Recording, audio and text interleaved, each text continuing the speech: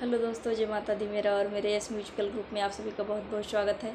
तो मैं बहुत ही प्यारा भाई बहन का गीत लेके आए हैं। जैसा होगा आप लोग कमेंट में ज़रूर बताइएगा।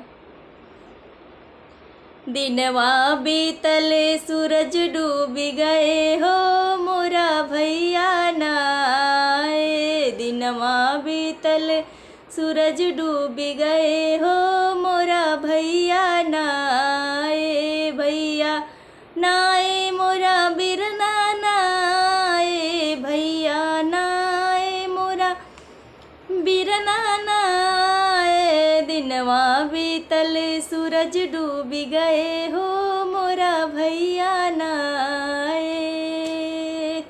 ना जानी बाबा दूरी भी यही गए, ना जानी बाबा दूरी भी यही गए। ना जानी दादी बिसरी गई हो, मोरा भैया नाए। ना जानी दादी बिसर गई हो, मोरा भैया नाए। दिनवा बीतल सूरज डूब गईल हो, मोरा भैया नाए।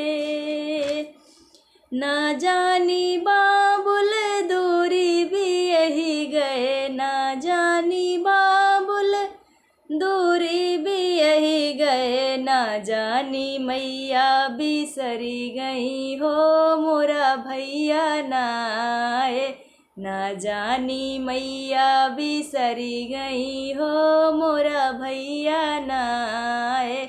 दिनवा बीतल सूरज डूब गईल हो, मोरा भैया नाए। ना जानी चाचा दूरी भी यही गए, ना जानी चाचा दूरी भी यही गए। ना जानी चाची बिसरी गई हो, मोरा भैया नाए।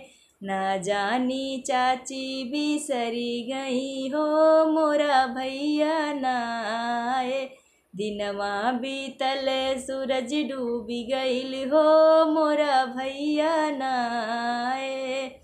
ना जानी भैया रहिया बिसरी गए, ना जानी भैया रहिया बिसरी गए। ना जानी भाभी नो रोक लियो रे, मोरा भैया नाए। ना जानी भाभी ने रोक लियो रे, मोरा भैया नाए। दिनवा बीतले सूरज डूब गयो रे, मोरा भैया नाए।